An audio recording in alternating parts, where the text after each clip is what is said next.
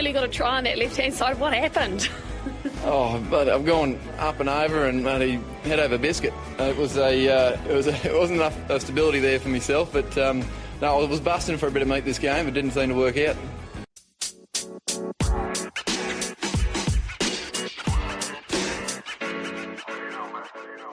Hello, cheers, and welcome to the Scrum of the Earth, the podcast that brings you news, reviews, great interviews, and so much more all about the world of rugby. I'm your host, David Lawrence. I'm an American rugby fan who follows the game wherever I can find it all over the globe. If you'd like to get in touch, I'd love to hear from you. I'm on all the usual socials, and if you're old school, you can just drop an email to thescrumoftheearth@gmail.com. We are part of the Sports Social Network, and if you haven't already, please click the little like button to subscribe to our YouTube channel. It would really help to grow the show. So, as you have no doubt deduced by now, this is not your regular weekly episode, but is in fact yet another bonus episode. Today, I'm thrilled to have back two of my favorite returning guests. Haven't talked to either of them in a little while. We've got, of course, the Craig Manson himself, the Scrum champion. Craig, great to see you. How are you doing? By the way, how's your dad doing? After kind of a scary time there a while back, another birthday's now in the rearview mirror. Yeah, he's, let's just say, hello. How you doing? It's good to be here. It's been a wee while, and it's great to be back on and chatting with you. We've had a little interlope before because you came along onto our podcast as well, which is everyone was saying how great to see you on our pod. So it's been great to catch up, and it's good to be back on yours. Thank you. My dad is doing a lot better. We just about lost him at Christmas, and he, thanks to the good old NHS and a pacemaker and a new heart valve, he is on the mend significantly. So he was able to celebrate his 87th birthday last week. So we're over the moon. That is absolutely fantastic. I Of appreciate course, we also have the magical Hugh Griffin. Hugh, so great to have you back. Congratulations again on your 5,000 plus subscribers. You're just killing it right now. Incredible to behold. By the way, how's the early spring treating you? And how is Thistle doing? Craig, by the way, Thistle is Hugh's cat, not a competing podcast. No, you're eating chips. Thank you, David, and thank you for the lovely introduction. Listen, I've only got one thing that I want to talk about, and it's the fact that I've recently heard a lot of Americans on various TV shows and things say that their favorite takeaway is fish and chips. And I didn't know that it was a thing over there. We think fish and chips is our thing. When people come here, they go, "We need to give you fish and chips and things." But the big question is, do you have mushy peas? Not as I happen to know what that is, but no, that is not something you would kind of get served here. If you were, it would be the assumption that they had screwed up the piece. Yeah, you see, rugby league is sponsored by mushy peas, and that's not a joke. That's a true fact. Really? Yeah. Craig, are you a mushy peas, curry sauce, or gravy man? Well, you see, there's a big discussion to be had here, you see, because Glasgow, it's a salt and vinegar, and then on your chips, and that's about it. Edinburgh, it's salt and sauce. And you've got to have salt, vinegar, and brown sauce. Now, brown sauce. Now, those of you that don't know what brown sauce is, and I'm sure you'll have a good explanation of it. There's brown sauce and there's ketchup. Putting ketchup on fish and chips is the devil, and you're not allowed to do that ever in your entire life. But brown sauce, in Scotland especially, I don't know so much in Wales and England, etc., but there's a specific type of brown sauce that you get that's basically brown sauce watered down with vinegar. And you get it in Scottish chip shops, especially on the east coast of Scotland. And so I'm a salt, vinegar, brown sauce guy. So I'm a salt and sauce guy from Edinburgh. So that's a real long conversation. It's a proper, like, you know, I'm a Rangers supporter and I'm a Celtic supporter. It's that sort of thing, you know. But anyway, there we go. No, I like brown sauce. So I think I'd like the sound of it. Would you like a I don't even know. I don't want to call it a toxic masculinity thing, but a true, like, sad man fact about me liking brown sauce. I forced myself to like brown sauce as a child because on breakfast, my dad had brown sauce and my mum had ketchup. And so my child brain said, men have brown sauce and women have ketchup. So that's why I like brown sauce. Well, the thing is, you got to look at the situation. You know, with us, with up up here we have square sausage, which is basically, they call it link sausage. There's link sausage, which is sausages in a link. And then you got square sausage, or what they call Lorne, as they call it as well. And it's basically squares. You have that on your breakfast roll, or you have bacon. And bacon, for me, is a brown sauce. But square sausage, ketchup on a roll. It's a weird one. But that's me, obviously. And then there's Johnny McGinty, who's been on this podcast before, and everyone knows Johnny McGinty, who has black pudding and grated cheese on his roll. If it's a food, Johnny will put cheese on it. And again, that's the devil. So anyway. I made an attempt at making square sausage once. It was not great, but yeah, I think that's the problem, is that whenever you start to try to make things yourself and not have it completely and utterly processed beyond the belief and then packed into some sort of plastic container with styrofoam on it as well and sent to a supermarket, then it's not worth having, you know. I've noticed this weird thing, like, because there's specialty food shops near here, so like I can go to an Asian food store. There's an Indian one, but like everything's so expensive, it's actually cheaper just to go to the restaurant and let them do it right, you know? Yeah. Anyway, anybody thinking, what's this got to do with rugby? This is a British and Irish Lions special, so having an incredibly British opening to the podcast is entirely fitting. Well, I'm glad you just teed that up perfectly for me, Hugh. A few weeks ago, Craig reached out and got in touch and asked about doing a Lions pod. I honestly hadn't had any such plans, but I've managed to get myself pretty excited by doing some research, and just kind of the anticipation is hard to avoid. Last year, the Lions went 15-2, but lost to the 49ers in the NFC Conference Finals. Hugh, did the Lions underachieve or overachieve last season? Well, look, it's difficult to say that you've underachieved with 15-2, but you know, at the end of the day, if you don't beat the Liners, the season's nothing, is it? So, I have a feeling that neither of you are surprised I did that at all. And in fact, you already mentioned if Johnny was on here, he probably would have had a serious opinion about that. Yeah, because well, Johnny goes to draft parties and stuff like that as well. So you know, it's like when they start talking about draft parties and stuff like that. And used to play as a kid. Used to play American football as a kid. Yeah. Anyway, if you ever meet him, he's the furthest away from American football you've ever seen in your entire life. I thought that was Louis Rees-Salmon. Little bit of history. Well, we're talking about the Lions. I'm sure none of this will be new to you guys, but the genesis of the British and Irish Lions tour dates back to a remarkable, albeit unofficial, expedition in 1888. The pioneering venture saw Captain Robert Seddon lead a contingent of 22 young men, primarily English, but also including Welsh, Scottish, and Irish players, on an epic 249-day journey to New Zealand and Australia. The voyage itself was an arduous undertaking, traversing approximately 14,000 miles through often rough seas. Beyond the human cargo, the ship carried an unusual manifest, including 300 stoats and weasels destined to control New Zealand's rabbit population. To maintain fitness and morale, they did things like engaged in sack races and boxing. They actually had to stop practicing rugby because they lost too many balls overboard. Remarkably, the pioneering team was not solely focused on rugby. They played 35 rugby matches, winning 27, and surprisingly also competed in 19 games of Victorian rules football, the precursor to Australian rules football, securing 6 victories despite most players having no experience prior in the sport. A true reflection of the amateur era, the players on this unofficial tour were reportedly compensated for their efforts with tobacco and food. Tragically, Robert Seddon, the first ever Lions captain, met a premature end during the tour, drowning in the Hunter River in New South Wales around the midpoint of the expedition. Seddon was later posthumously honored with immortalization in the World Rugby Hall of Fame as the first British and Irish Lions captain. Hugh, you're a stats guy. Did you know that the number of stoats and weasels hit 300? I didn't. In fact, despite living all of my life in Great Britain, I had only seen my first stoat or weasel in the wild just last year.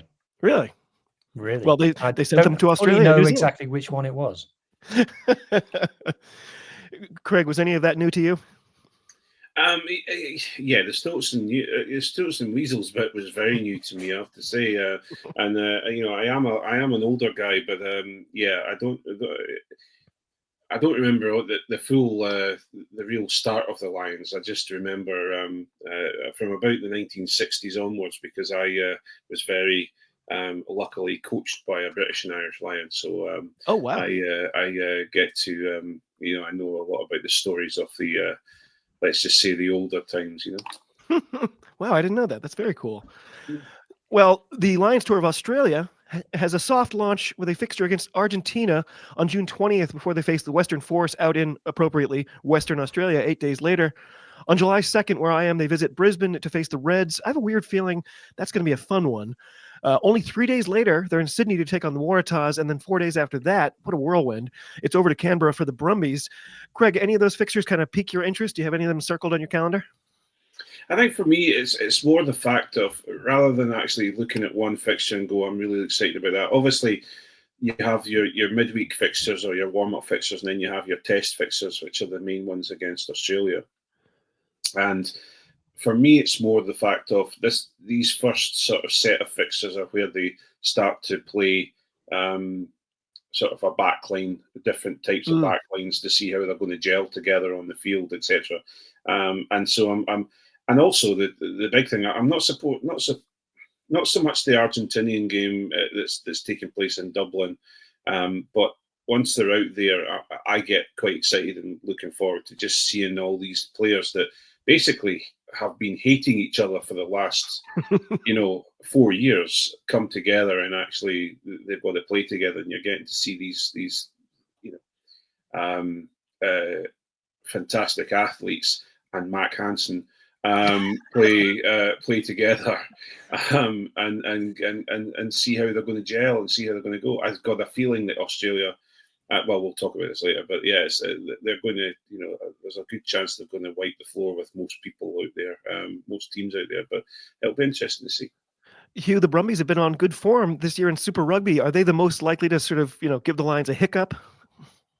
Yes, if I just check my schedule, the Brumbies are game 4 on tour, and so that probably tells me that the Brumbies is going to be the dress rehearsal, which is what they did with the Crusaders in the New Zealand tour in 2017. Yeah, the Brumbies obviously defeated the Lions last time the Lions went to Australia in 2013, which was the only defeat that the Lions suffered on that tour. So, alas, probably not. I should think that the Pacifica team might pick up a result because that's between tests, and that's going to be very much whoever's not in the test team is going to play in that. And I think, again, but going back to 2017, I think it was against the Highlanders. The first 15 played the full 80. There was no substitutions in that game because they no one else. The bench was just there there was the infamous Geography 6. So I think probably the game that I'm most looking forward to is the Invitational New Zealand Australia one. Yeah, because I was going to mention that. That's really going to be fun. Because there's a chance that the players who get picked for that might be better than some of the Wallabies that are playing. Like there's talk that the likes of Richie Mwanga might be picked for that game. So that's the one that piques my interest. There's that one, and there's also a First Nations / Pacifica 15. Yeah, that's the one that I was sandwiched in between the tests. That's a cool one, eh? Yeah. Don't really know who's going to play for that, to be honest. And I don't, because that was the one that was thrown together to replace the Rebels. So it might be just Artie Savia. I don't know, because the All Blacks are going to be playing. I really don't know who's going to be available for that one. Well, the Lions have historically had their most success against Australia with a higher win percentage in Test series compared to New Zealand and South Africa. I thought I had written down that Australia most recently won in 2013, but you just mentioned that the Lions only lost to the Brumbies on that tour. Sorry, of the tour games, they also lost one test to Australia. Okay, I was like, wow. I immediately started questioning all the subsequent research I have here. Anyway, if I'm right, the Australians won that tour 2-1. But right now, the Wallabies don't look good. Like, how frustrating must it be to be an Aussie fan right now? Oh, sorry, Hugh, that was uncalled for. What are you trying to say? Nothing like North Wales, no.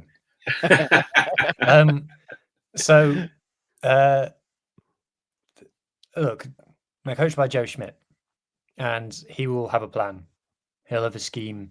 He'll cook something up. Remember, he's the man who birthed Andy Farrell. He taught him everything that he knows. So I don't know. I don't know whether it's just, time away. You just kind of talk yourself into Australia being good. Yes, the Lions are massive heavy favourites for this tour. And like you said, historically, the Lions always do better against Australia. But something about the Lions seems to have focused the minds. I think the Super Rugby table lies a little bit at the moment. I think the Australian teams have been better than the table suggests. So I can see it being 2. I'll be very surprised if it's 3-0. I'm not expecting that at all. Interesting. Craig, what about you? What would constitute a win for Australia in this Test series?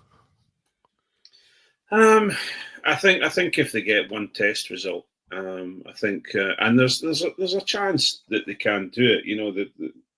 Looking at how they played against some of the Northern Hemisphere teams when they were up here, was it last year sometime? Mm-hmm. They played some really nice rugby, especially that England game where they beat England in the last minutes of the game, and I think everyone expects Joe Schmidt is very much, or was, especially when he was with Ireland, he was very much a playbook person where, we have a scrum and then there's this type of pass goes to this person and this person then passes to this person, and a lot of the team felt they got some freedom when Joe Schmidt left, and they could actually, and that's what maybe pushed them on to be the quarter-final chokers that they are in the World Cup. So it's one of those situations where you think, well, everyone thinks that Joe Schmidt is actually a fairly boring coach, or a coach that overloads those players with tactics and with playbook, etc., etc. But actually, he's shown lately that he's allowing them to play, and he's recognised some of the players that he's got in Australia that he can just on you go play what's in front of you, and so I'm sure everyone thinks they know what they're going to expect, and I'm sure Andy Farrell knows what he knows. He knows what to expect from Joe Schmidt, but I've got a feeling he's going to have something up his sleeve, and there's going to be something interesting, or it might be absolutely boring, and they're slaughtered every 3 games. You just don't know. Hugh, is that Australia's sort of best hope that, because Joe Schmidt has been there for a while now, that they've got some consistency? Like when you get basically an all-star team like this, that it seems like building the cohesion between players who aren't used to playing with each other might be a disadvantage. Is it possible for Australia to capitalize on that? Well, theoretically, unfortunately, Andy Farrell has gone incredible boring ball and picked all of the Irish players, and will solve the cohesion problem that way. And as Craig alluded to a moment ago, picked players who are absolutely not the best in their position in the name of cohesion, which is probably, if you're there to do a job and to win games, is probably the right thing to do. It just makes it a little bit less fun. Yeah. Interesting. What was I going to say? So I read that it's going to be a 38-player squad. I only found 36 names. I think I saw that they're leaving a couple open for, whatever may happen. If I have it right, it's 12 English players, 14 Irish players, 8 Scottish players, and 2 Welsh players. Hugh, you kind of already alluded to it. Did Andy Farrell get it right? Like the arguments about selection were raging before the selection dropped, and then everyone kind of just stopped talking about it. Is that a good sign? That's always just how it is. That's how the media hype it. The whole point of the Lions is the selection debate, really. It starts from 2 years out, and then it's just because the selection debates are the most easy to engage with and easiest to make type of rugby content. So that's why it gets peddled so hard. And, there are interesting angles to it, I guess, but a lot of people do get fed up with it, to be fair. And I think by the time it was announced that people were ready to stop talking about it. Has he got it right? Look, the proof will be in the pudding if he wins the Test series, yes. But to be honest, you would probably expect them to win the Test series if they just took Ireland, let alone help from the best players from all the other nations as well. I know there's players in there that I wouldn't have taken. Now, I'm not an incredibly successful international rugby coach like Andy Farrell is, so defer to him and Not all that. yet. But players like Mac Hansen, players like Elliot Daly, that I don't see what they've done. Tyke Furlong, another one. What have they done in the last 2 years to say that they should be playing for the Lions? Not much for me. But like I said, he's made a decision based on what he wants that squad to do. So look, if he, like I said, if he wins the test, he can't say that he got it wrong. Yeah. But there are some funny ones in there for me. Craig, I think a lot of people were worried that Andy Farrell was going to do some crazy things, but he kind of stuck to his MO to just be Mr. Predictable, right? Yeah, and I think what this is the thing that I think he's exactly right. Sorry, it's not like me to be on your podcast, David, and have someone that I agree with regularly. It's usually me and John Anderson, where we're always talking against each other. Andy Farrell has gone. You have this 2 years, and everyone's talking about Lions. No matter what, it's all how, because you could have probably picked a team completely different 2 years ago, because there were certain players that were playing incredibly well, and even, for example, Sione Tuipulotu was being mentioned as captain of the Lions at one point, because he's done such a good job with Scotland, etc. And you get, everyone starts to get, it's like a fever pitch. It starts to get exciting, and everyone starts talking about and it gets up to this great crescendo, and then all of a sudden Andy Farrell brings out his squad, and his squad is, for me, very boring. There's okay, fair enough. We've got Henry Pollock in there, who I think is an exciting talent, and someone has to carry the line around with him as the baby in the squad. So they were going to have to find someone. So they brought him along. But you have this issue of, because everybody kind of knew. I think you might hopefully will agree with me, but everyone kind of knew that this was going to be a really Ireland heavy squad. However, he has gone for some questionable players that the whole thing for me, the romance of the whole British and Irish Lions is that you bring players along that are going to excite. And there's an awful lot of you can just expect the leather to be kicked off the ball, and the certain players to be messing around with the contact area, so the balls, the ruck speed is low or high, whatever you want to call it.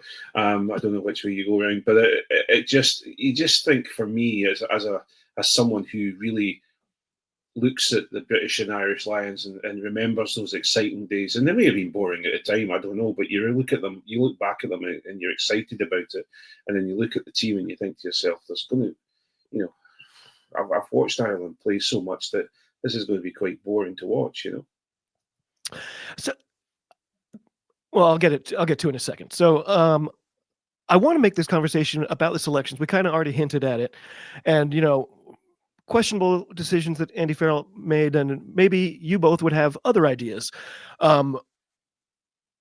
What's been bugging you the most about this selection?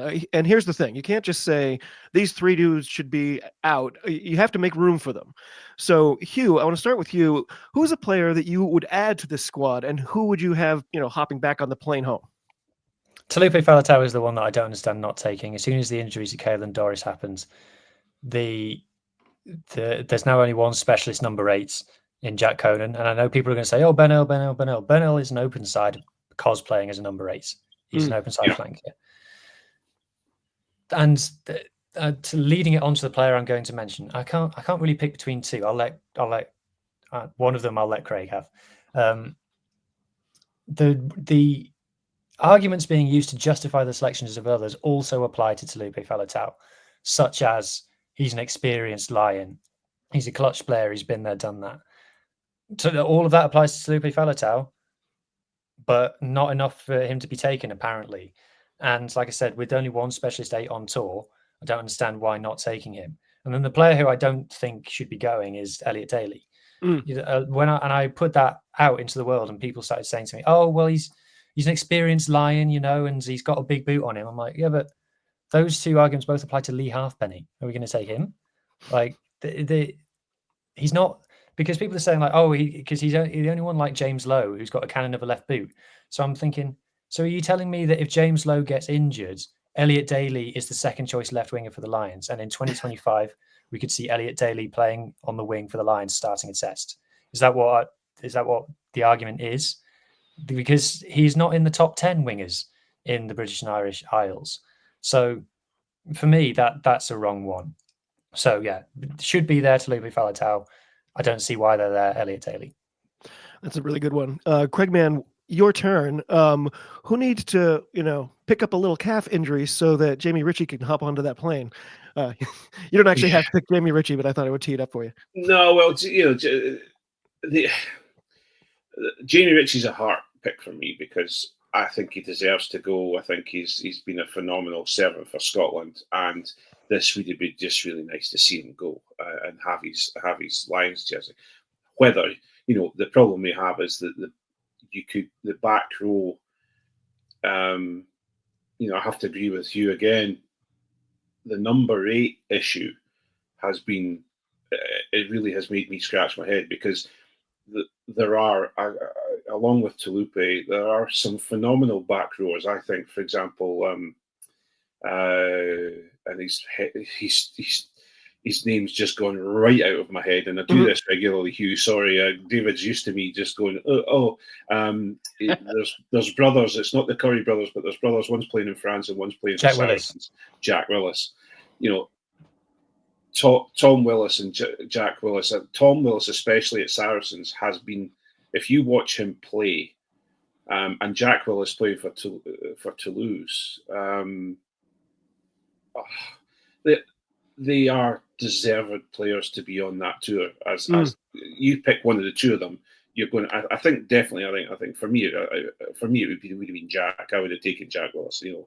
But Jamie Ritchie is one of those players I would have loved to have seen just going along as a Lion, because even if he was just getting midweek games, I think it would have been good for him, as he's worked incredibly hard to come back.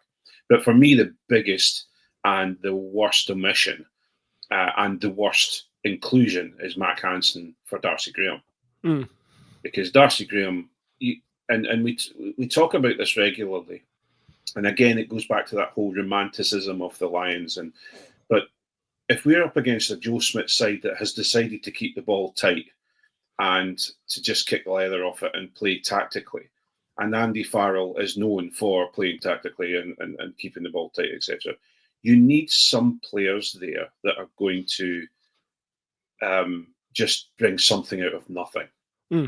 And Elliot Daly is not going to give you something out of nothing.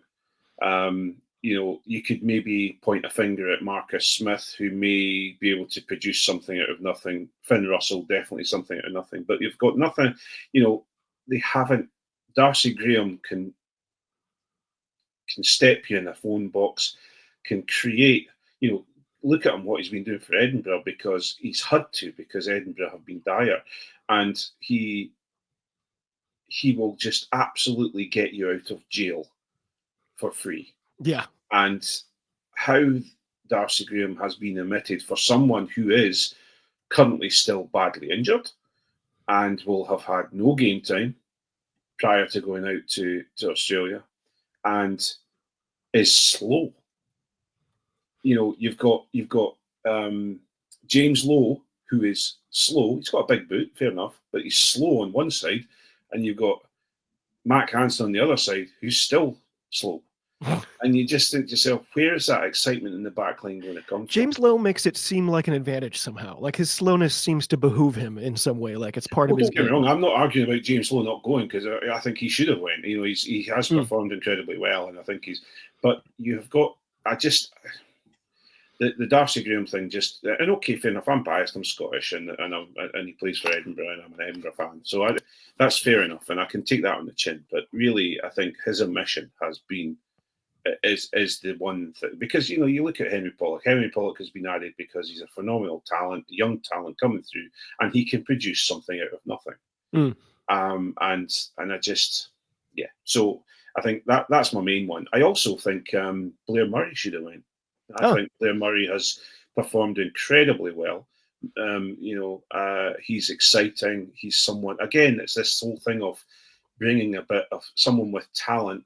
Might not be the finished article, but talent, and can, and even if he came along and played in the midweek games alongside the Henry Pollocks and all these people that were expecting to play the midweek games, I think he would have been fantastic. But you look at the way they've done selection, they've taken selection, and you're looking at, well, Andy Farrell's going to have the option of playing a 6-2 bench because he's got Marcus Smith with him who can play 15, 10.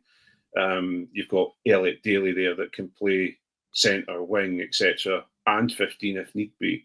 So it just kind of makes me go, the romanticism and the excitement is starting to drip out of it, especially if he names a 6-2 squad, a 6-2 bench, because that'll just go. That's just like, okay, just forget. If Marcus Smith spends any time playing fullback for the Lions, I think something has gone wrong.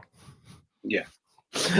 Tom Jordan's another one you could throw in there, Craig. Another player playing better than players who have been picked. Yeah. Well, Tom Jordan, you could supplant Elliot Daly for Tom Jordan straight away, because for what I feel, there might be a howl from the English here that are listening, but Tom Jordan's got that little bit more physicality, I feel, than Elliot Daly. He won't have that. He's not got the boot that Elliot Daly has, and we all know that. But I just think he is I just think there's team members that are going, just as we've talked about, that really, it's been a safe choice. Hugh, do you have another pick? I'm sorry, go ahead. Sorry, just the last one. What you said about the number of spots available and the number of players picked, David. Andy Farrell did say that, I don't know whether he was just caught out by the question or something. He didn't have a line prepared, but he said that there's 2 spots left open for players to prove form and fitness. And Mac Hansen, not fit, not in form, but taken, and it doesn't make sense. And I can tell you that there will be another tight head called up, because Tyke Furlong, if the day ends in a Y, is injured, and Sander Ferguson is currently injured. So he's only got one fit tight head at the moment. And, I think Sander Ferguson is for me clear number 1 tight head in Britain and Ireland at the moment. But I think I can see Finlay Bealham being called up, who's been doing a job on behalf of Tyke Furlong for the last season for Ireland, because Tyke Furlong's not fit. So, yeah, it's just exactly as Craig has been saying. It kind of just an unfun squad, really. 2 players representing Wales. Is that, have they been shortchanged? Correctly changed? Well, look, Wales are rubbish. I mean, so there is that. I don't know. Where's Bowie Lake? I'm trying not to be mean, but Craig's had one player on it before, so. The thing is, though, you got to look at, yes, okay, Wales have been rubbish, but if you look at some of the games they played in the Six Nations, they kept a few teams that, everyone thought they're going to get whitewashed, and actually they kept them, they kept them honest. And there was some, Scotland, for example, could have quite easily lost against Wales if it wasn't for I've forgotten who the player was. Was it Blair Murray that jumped into a tackle? So there are. We all have a laugh and a point at the bin fire that is Welsh rugby at the moment, but they are a good team when they can get themselves together, and as I say, they've got some talented players there, and I think Thomas Williams is a natural pick, because if you're watching them at all in the Premiership, the way Gloucester are playing just now just lends itself to them.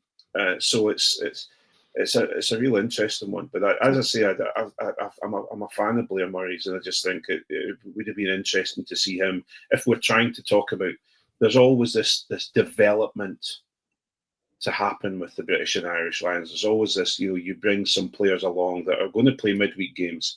They're not going to play the tests, and they're going to get the experience of the Lions so that they can come home and then work towards the next Lions and become test players in the next Lions series. And people like Blair Murray and Henry Pollock, etc., would have had that opportunity. So a player like Rio Dyer, I love Rio Dyer. Is he never going to get this type of opportunity because of where he plays for his club?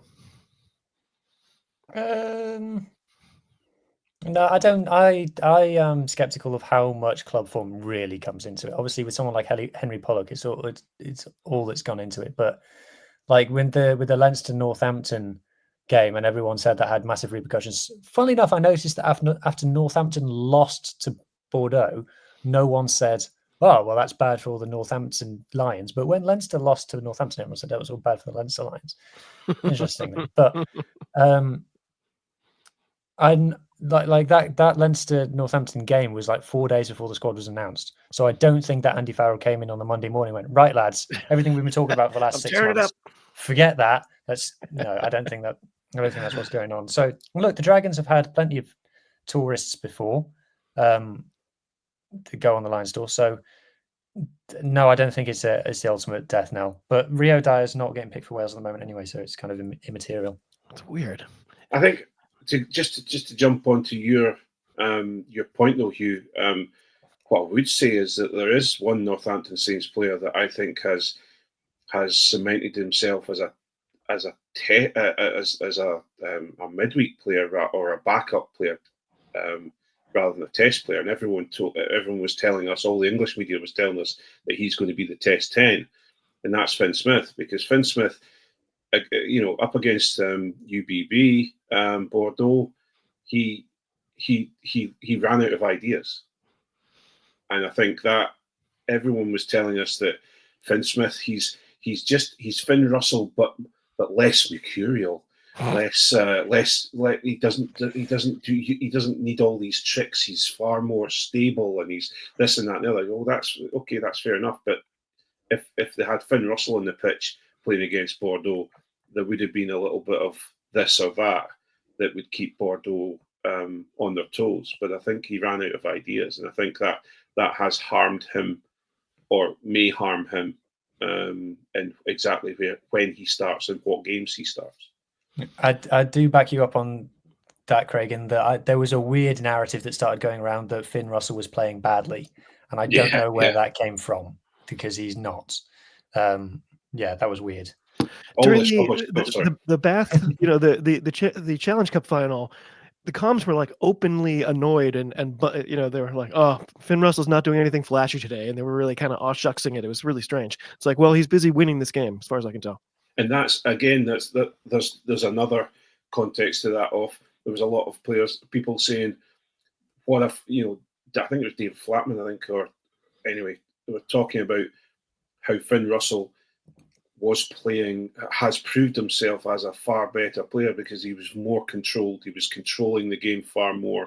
In their minds, we know that he can control a game. It's just that, unfortunately, every so often he does something absolutely amazing, and people think, oh well, But actually, that Bath game, that Challenge Cup final, he controlled that very, very well, and he's just as he's said in interviews before, he's making the boys look good, because he's providing the ball for them, and he's giving them the opportunity.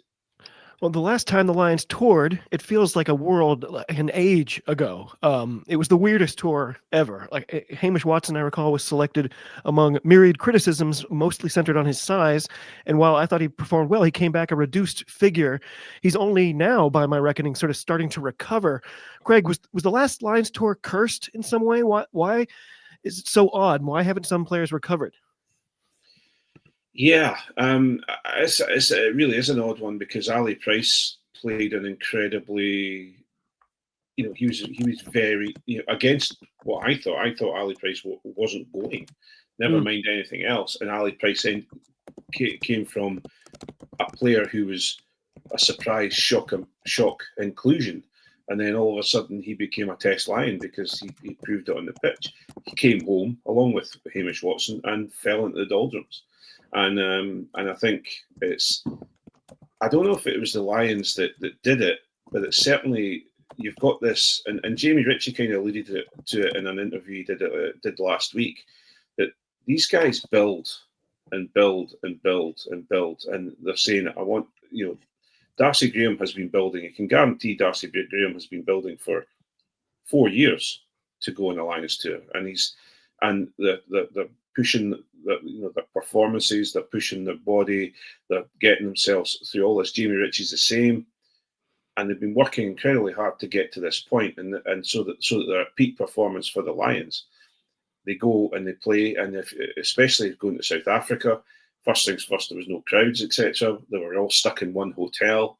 There was no, they were very, they couldn't roam like the Lions is if anyone is listening that doesn't know much about the Lions, the experience is not just the players playing on the pitch, but you've got this Red Army that just follow them around, and that everyone is lifted. It's like it's an odd situation, but you've just got this travelling support along with the team, and they didn't have any of that. And then they're going up against South Africa, who are basically a mincing machine, and so.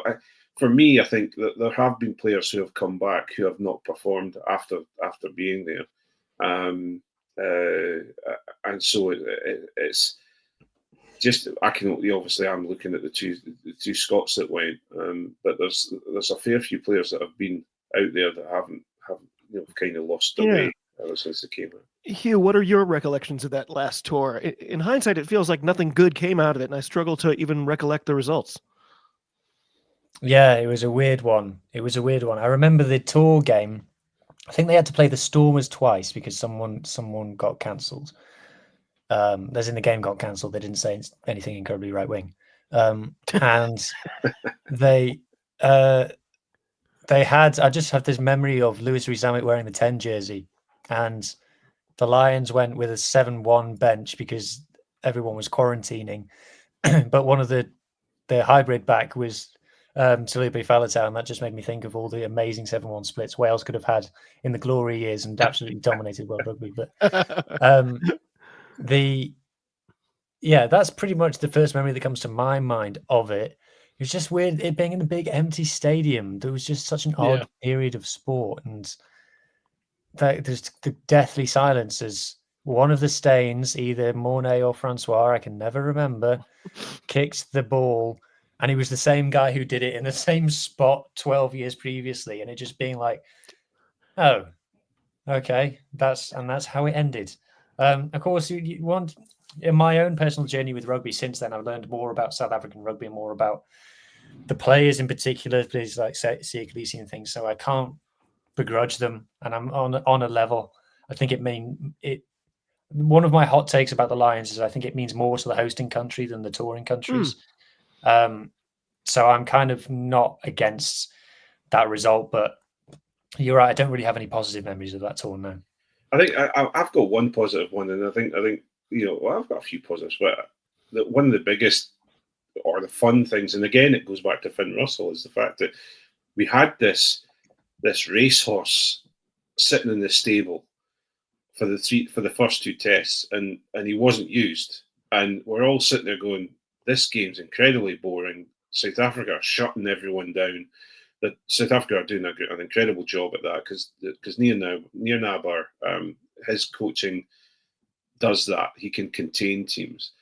And then we had Dan Biggar got injured in the third test really early. And you've just got Finn Russell finishing a tin of Red Bull, meandering onto the pitch, tapping Alan Wynne-Jones in his stomach, saying, all right, big lad, you ready to go? And off he goes, and he proved himself as someone who should have been playing earlier in the Lions, because he that amount of time he played, he started to take the South Africans apart with the phenomenal players he had around him, and that was for me. I think it was, for Finn Russell, his stock went up incredibly quickly. It was reminiscent of the famous draw against England where Finn just defied Toonsey at halftime, said, I have the keys and I'm driving. Yeah, very much so. And that is Finn Russell. And so I think, but that's the problem. And that's the problem with that tour, is that you're going to say, right, well, I got this, there was one thing that I really enjoyed seeing. And it's like, well, hang on a minute, they were away for, how many? 8 weeks, 9 weeks? It's not short. So it's disappointing. So we've got to do our predictions. But before we do that, I have a surprise, a little bit of fun. I have prepared a little Lions quiz. This is about 2013 only. I'm fine. Anything else other than that? Well, I'm still not sure I got that right. David knows how good I am at quizzes. well, no, I've stolen this idea from other podcasts where it's not like an actual hard trivia thing. Well, do you know the answer or not? Because these are questions that nobody could know the answer to, and you're going to be guessing. So, and it's kind of the fun is in the guessing and the speculation. I think, at least that's the idea. So the British and Irish Lions are renowned for being big, tough, and generally massive.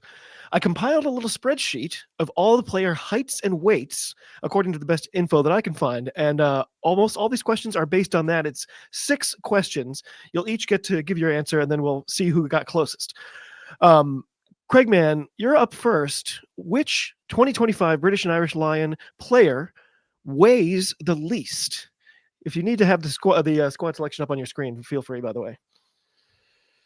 Weighs the least? It's got to be Thomas Williams. Hugh? I was going to go Thomas Williams as well, but I'm going to be different. I'm going to go Jameson Gibson Park. You'll both then be surprised to know it is Marcus Smith. Marcus Smith listed at 76 kgs or 168 pounds. So somehow that's like 14 pounds lighter. With or without the guinea pig on his head. That's a line from the movie Fletch. It's like he's 6'5", 6'7" with the afro. So next up, we'll start with you, Hugh. Which player on the squad weighs the most? Okay, I'm thinking type 5 forward. I'm going to go James Ryan. Craig? Oh, that's a good shout, actually. Pierre Schumann. The answer is Will Stewart. 135 kgs, 10 more than the closest player. That's about 298 pounds here in the US. Not a small fella. No, a good player. I like Will Stewart. Craig, who is the tallest player on the squad? That's going to be Cummings, Scott Cummings. Hugh? Oh, I was going to go Ollie Chesham. It is, in fact, Ollie Totally Chesham. forgot about Ollie Chesham. Oh, man. Yeah, you're right. You're bang on. Yeah. 6'7" by our reckoning, 2.01 meters he's listed as. That's one of my worries about the Lions is the line out. I don't think they've got that many good lineouts in it. I think it's interesting. Obviously, Scott Cummings missed the Six Nations, and obviously the Lions forwards coach is the Scotland forwards coach. Yeah, and it's interesting that it tells us how much Scott Cummings has got in the bank with that coach that he said no, pick this guy. Interesting. Yeah, I think that's the Scott Cummings was he does a huge amount for Scotland when he's fit and playing, and you just unfortunately. And this, okay, fair enough. I'm Scottish centric, so I'm going to talk about a Scots person here at the moment. But for example, you couldn't justify taking Grant Gilchrist with you, but he is an incredibly good line-out operator. Him and Scott Cummings work together quite well when it comes to Scotland, and I think Scott Cummings has picked up a huge amount from Grant, and I think that's what's probably keeping him in good stead. It'll be interesting to see if Scott Cummings is a Test player. Because obviously you've got Itoje and you've got Chesham, so are you going to just see them in the Test and then? Did you see Maro Itoje's weird post after he got married? It was a beautiful picture, of course, but it was like Scripture says a man must not be alone. I am not alone. I got a wife. It was like, what? It was really weird. He's quite religious as old Maro, and also, and I'm not saying that's the wrong thing. I'm just saying that get wife must. Yeah. He did go through a period of time talking in the third party as well for a little while. Maro Itoje does not like that, so Maro Itoje must find wife. So I don't know. It'll be interesting. I don't know. Maybe he's got to a point where he went through a period of believing his own hype, and then he's kind of settled down. Marcus Smith is still in that period at the moment. Yes. Okay, we're getting to the good stuff. I don't think I've ever come up with a more niche question than this one. Hugh, how many players under 6 feet tall, that's 1.82 meters, weigh more than 117 kgs? Bloody hell. Now, I'm trying to get inside your mind, because what would make you ask that question? Under 6 foot. So, more than 117. I'm going to say 5. Craig? I I'd say not to sound like a playing the percentages before. The answer is 1, and there he is. It's Mr. Pierre Schumann. He's the only one who fits that little incredibly specific set of criteria. Man. He's a beautiful man. Sorry, my side fact, tenuous link. Darcy Graham is taller than Oxenshea. Really? Yep. Wow. Oxenshea is a small man. That is lengthwise. Height-wise, yes. Oh no, he's a small man as well, but that's a different story. We might talk about that after another, when we're not on a Schumann listed, by the way, at 1.8 meters and 118 kgs. So, Craig, who is the oldest player in this squad? I just every time I've talked about him, I think it's Elliot Daly because he's got his walking stick and everything. I'm just having to think, who's the oldest? Well, you see, I think it could be between. I'll go with Elliot Daly because I'd like to just keep that narrative fed. Yeah, we're going to make that true, even if it's not. Hugh, what about you? My mind has immediately gone to Ireland with the Dad's Army that they've got. Pausing to mention that I'm surprised. Part of me is surprised that Peter O'Mahony and Ian Henderson didn't get picked. My desk at work would have been turned over if the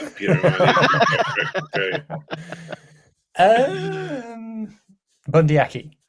It is Mr. Bundyaki, 35 years old, the last shining star of Connacht, now waning in the western sky. Sorry, I've been rereading The Lord of the Rings. Great photo, that. Bundyaki doesn't take a bad photo. If you I know, right? Google image Bundyaki, it's all good photos. Okay, I love doing silly quizzes like this. This is the last question. It should be a good one. We've already determined who the heaviest player is, Mr. Will Stewart. He's taking the laurels for that. So your job, you two, is to make a foursome that will make the heaviest group. So you both get Will Stewart as like the sort of bingo block that you start off with. That's a given for both of you. But your task is to pick 3 other players to add with the goal of making the heaviest group of 4. Does that make sense? Yes. Okay. Hugh, you're up first. Give us the 3 heaviest players for you, not named Will Stewart. Right, James Ryan, Tadhg Furlong,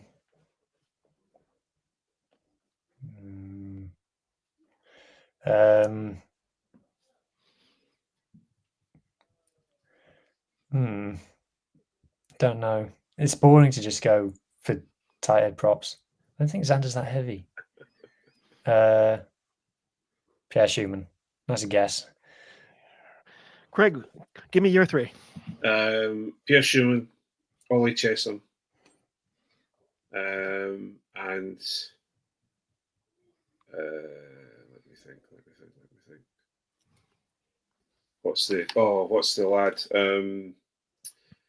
What's his name? The Irish boy, Joe McCarthy. Oh, that's a good one. Wow, that's pretty amazing. So, like I said, we of course have Will Stewart. Second on that list is Tadhg Furlong, listed at 125 kgs. Then Xander Ferguson. Sorry. Who's listed as the exact same weight. And then Joe McCarthy. Kind of a surprise for me. I did not see that one coming. He's clocking in at 124 kgs, about 273 pounds. He doesn't look the same shape as those other guys. He's the definition of a midweek player. Yeah, I think it's because he's got a lot of weight in that hair. I'm not sure. Just as a side quiz note, I was in a pub quiz once, and the question was, name the 5 most popular cheeses in Britain, and I got all 5. And if you'd have told me in the subsequent minute that I'd won the lottery, I wouldn't have cared because I was so happy. Is Stilton on that list? Nope. Oh, damn. No. I'm already out of the quiz. Okay. I need you to both look into your crystal balls and come up with our predictions. First of all, the warm-ups. There's Argentina, there's the Force, the Reds, the Taz, the Brumbies. Like you mentioned, there's the Invitational, Australia and New Zealand sort of mixture, and then there's that First Nations Pacifica 15. That one's kind of, sandwiched in between tests. Do either of you see any upsets in the warm-up rounds? No. Oh, does Argentina count as a warm-up round? It does. You think Argentina will take them? I think Are it's they going to a decent send? chance. Is they going to send their top guys, or is it going to be like an Argentina 15? I don't know, but for me, there's a lot of injured guys that are still I think are going to still be borderline injured. Because obviously, if they haven't got Mac Hansen in the field, why even bother turning up? But Duhan is still a worry injury wise. Xander is still a worry injury wise. Mac Hansen, which I think who else is injured in we're waiting on them coming on. There's a fair few people that are injured, plus the the players are in France. So I think that's just Blair King on, but he'll not be released by that point as well. So there's a good chance that Argentina could give them a bloody nose. Argentina often start well. Like if you think about the rugby championship, how many times they've beaten the All Blacks round one and then phoned it in for the rest of the tournament. So I think there's a decent chance that Argentina beat the Lions. Or it might be, was it 2005 where they played Argentina in Cardiff and it was like an unwatchable game and the Lions snuck it? I think Argentina's probably the best chance of someone beating the Lions. I think you will find there'll be a midweek game that they'll get beaten, because Andy will think, right, I've got to play these other players. I've got to play Mac Hansen at some point, so let's bring him out, and they'll get beaten. But I think it's a very strong, boring team going out that could probably smother a lot of teams. I just have this feeling about the Reds. Like the Brumbies should have the best chance, but the Reds, Tate McDermott, there's something about that guy. He just has no regard for health or safety of his entire life, and he just does things sometimes that are crazy. I wonder if and it's with the short breaks between these games, I just have this sneaking suspicion the Reds might surprise everyone. Yeah. I think not in game 2, not for me. I'm not so sure. I think obviously the Brumbies one is interesting, but I agree with you. I think it's going to be a right. Okay, this is the centre partnership I'm going to use, and they're going to have a fairly strong team out against them. So it will be you would expect them to win against them. So, Craig, Test 1 is in Brisbane. Who is winning that game? The Lions. Hugh? The Lions. And Test 2 is in Melbourne. Will that make a difference? Hugh? No. It's going to be a bit boring. Is Melbourne the big cricket ground that they're playing in? Yeah. The Melbourne Cool. That'll be cool anyway. But no. Craig, what about you? No. Nope. No. Final test is in Sydney. Will they be distracted by the Opera House or something? Craig, any chance this is the one? I think it's going to be a 3-0 whitewash. I really do. However, I have to say, for me, if the Lions are going to lose a game, it'll be the middle one, because the ground is very, very special to Australian rugby, and they may come out and the Lions may be just getting to that point where they're all missing their partners and they're all tired and they're all this, that, and the other, and somebody will have fallen down a flight of stairs by then. Yeah, well, it depends if you're Scottish or not, and if Dave Cherry is providing the alcohol for you. But So I think if there is going to be a loss in a Test series, I think it's going to be the middle one, because they'll always come back in the last one. But, Hugh, I don't know if you heard that. I had been calling Dave Cherry the stairman of the board for a while, and then Harley absolutely trumped it by just calling him Slinky. Which is about 1,000 times funnier. That is good, Harley. Well done. Yeah, and so sorry for you, Hugh. The final test in Sydney. No, I think the final test is the one most likely to be lost, because if they win the first 2, they'll put out component competition winners in the third one. So, yeah. Are you picking the Wallabies for the final test? Yes. So 2-1 to the Lions. Wallabies to win the final test. So here's the thing, you guys. Like the last tour, as I said, was totally bizarre. I wasn't really paying attention the tour before that. This is my first chance of getting the whole deal, and I'm not feeling enthusiastic. Like, if it's a clean sweep, is it going to be fun? Is it going to be a boring brand of rugby with inevitable results? Like, get me excited about this. What am I missing that should get me feeling pumped up for this? Shotgun not.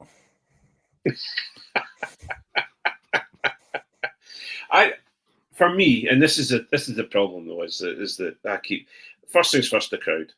We're going to have the crowd in now, and I think the Australians will be loud as well. So I really think that the crowds are going to make a massive difference, and it's going to be really. I honestly, I think it's going to be really exciting because of that. I think also I'm hoping there's going to be a couple of wild cards picked into those two player squad, those two players that are available to come along. I think there's going to be a couple of hopefully wild cards in there. I'm hoping Darcy Graham's going to be one of them, and I think there's an opportunity to really see some rugby played. I think Finn Russell, hands on the tiller for him. I think it'll be interesting to see how he takes that on, because we don't have Warren ball now, so it's going to be how is Andy Farrell going to deal with Finn Russell, and how is Finn Russell going to deal with Andy Farrell's plans. And also, I think, again, this whole thing, if we're talking about, you've got, because whether people believe it or not, I think Alex Mitchell has got more chance of being a test lion than Jamison Gibson Park, the whiskey boy. Really? Wow, that's a hot take. Well, you see, Alex Mitchell with Finn Russell, and then Sione Tuipulotu and Hugh Jones. Now, Hugh Jones still is an injury question mark as well. I think that's a backline that really moves, and I think there's a good opportunity for Alex Mitchell, and especially at the European Cup final. His box kicks, for example, were spot on. He kicked incredibly well on Saturday night, and I really like him. And again, as Ali Price showed last time, there is a massive ability for a player to completely change the minds of the coaches. And they may have been a midweek player coming on board, and all of a sudden they have become the test player, the number one pick for test. So I think there's a good chance, Alex, in my opinion, and I'll probably be proven incredibly wrong, because I've predicted Edinburgh winning the URC a couple of times, so let's just not take much from my. It's still on. It is still on. That's true. I've not lost hope yet, but I think next year's the year. Yeah, people keep telling me that Jamison Gibson Park is is second behind Anton Dupont as the best scrum half in the world. I'm not 100% convinced yet. I think he does a lot behind a very, very good forward pack, and I think he also he doesn't have the ruck speed that Alex Mitchell has, and I think there's an ability, especially with Finn Russell and the centres that they're going to have, there's an ability to play extremely quick rugby. I think it's funny how many of Ireland's high-profile players are not Irish, and yet people only seem to talk about that with Scotland. Suddenly, it's always, Scotland have all these, all the South Africans and stuff. It's like Jamison Gibson Park, not Irish. James Lowe, not Irish. Like, the list goes on. Mac Hansen. Mac Hansen. Every time I hear his name, I just think of Matt Damon and Team America. I just every time Mac Hansen. It's just. I do like Mac Hansen. I think you're probably right that he's probably not the best pick for this tour, but I just do like the guy. He seems like an absolute nut, and I always kind of look for that. Johnny McGinty says that, and I think he'll be a good tourist. I think he'll be someone who... Yeah, maybe that's why he's gone. Because Matt Stevens went in 2013, and what has he done before or since? Matt Hansen can show everybody around. Be like, this is Western Australia. And, mate, Matt Hansen must know a few bars in Canberra. Exactly. So. Yeah, so does Sione as well, I suppose. So I was nerding out a while ago, and because I was going to be talking to Joel Hintz, who was playing for Hawke's Bay at the time. He's like a former Free Jack, and so I was just looking around Hawke's Bay in New Zealand, and I like to sort of look. Okay, this is where they play.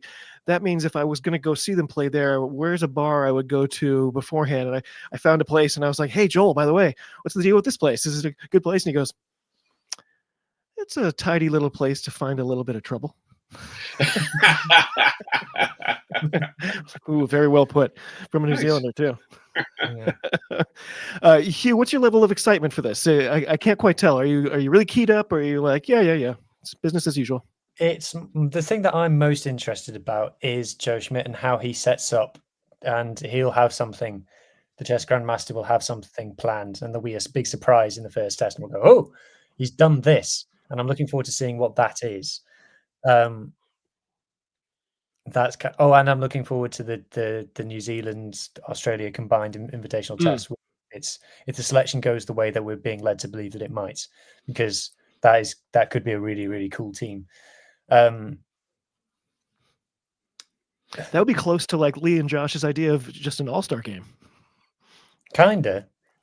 I do think that there's a kind of a it's weird with the lines because it's kind of assumes that you kind of put it at the top, but a team that plays 3 test matches every 4 years, it's kind of hard to get really up for it. At least for me anyway. I can only speak from my own experience. But yeah, so that's my level of excitement is I'm interested, and I shall enjoy having the tactical discussions. And look, I will get drawn into selection debates because everybody does, and I am one of everybody. So there's that level, but I don't. I think I'd probably celebrate harder if Wales beat Japan. If the Wallabies win the first test, does your excitement level go through the roof at that point? No, because I don't support the Wallabies. Even if the Lions aren't my favorite team in the world, that doesn't mean that Australia are.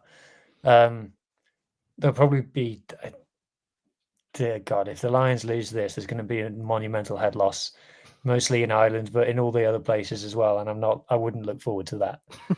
I think if you see a loss in the first test by the Lions, you will see Andy Farrell go full Ireland and close the game down, and you'll see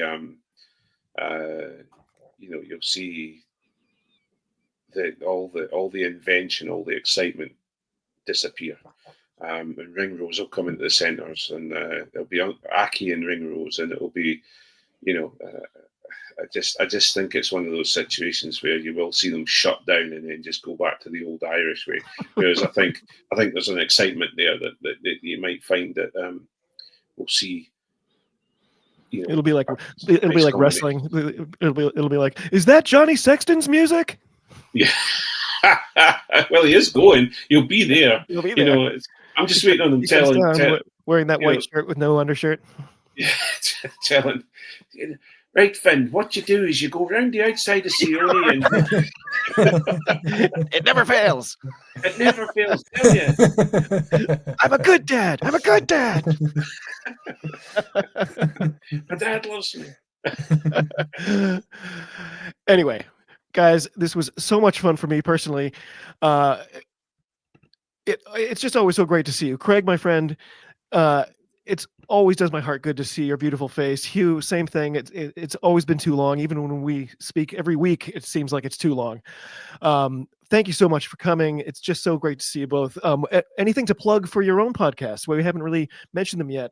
What's in the near future? Or are you getting ready to kind of go into hibernation as some of these competitions wrap up? I did a video about scrums that I posted yesterday, and no one's watching it. So please go and watch it. Ooh, I'll watch it. Craig will watch it. Oh, I'm going to have a watch of that. I didn't know that was there. I'm going right into that. I love that sort of crap. It's interview with Kemsley Mathias, the Wales and Scarlet's loose head prop, and he goes proper nerdy into scrums, talking about seams and where he binds on the hooker and things like that. It's nerdy. So yes, recommend it. I went full on there with on scrums once with Stevie Scott, who is now the Bath scrum coach. He was Edinburgh scrum coach a few years ago, and I got a chance to spend some time with him, and that was all the people that were with me were fast asleep at that point in time, and Stevie and I were properly talking animated about scrums. Anyway, My last tidbit from that is his face when I said, "Do you do live scrums or scrum machines?" and the insult on his face that I dared mention scrum machines to him. But I was like, "Oh, sorry." yeah, they are the bane of my life anyway. That's for sure. I hated scrum machines, but anyway, for us, we're actually, you're right. We've got the URC quarters this weekend. We've got the URC semis. Hopefully, one of the Scottish teams are into the semis, and then we've got the final. And then after that, we will probably take a break. So there's not much else going on for us in the Scottish Rugby podcast world. And then we'll be back for the Lions and ready to rock and roll. Well, don't tell John or Johnny, but as we're talking right now, it might actually almost be over. I think, I'm not going to look, but I think Glasgow's season is over. I think this is the end of the road for them. Well, we'll soon see how Edinburgh go next tomorrow as well. So that'll be interesting. Guys, thank you so much. It's so great to see you. I hope to catch up with you both again soon. Cheers. Talk to you soon. And Thanks for having me. Bye.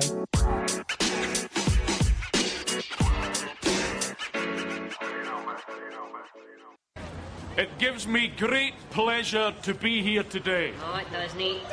You want to tempt the wrath of the whatever from high atop the thing?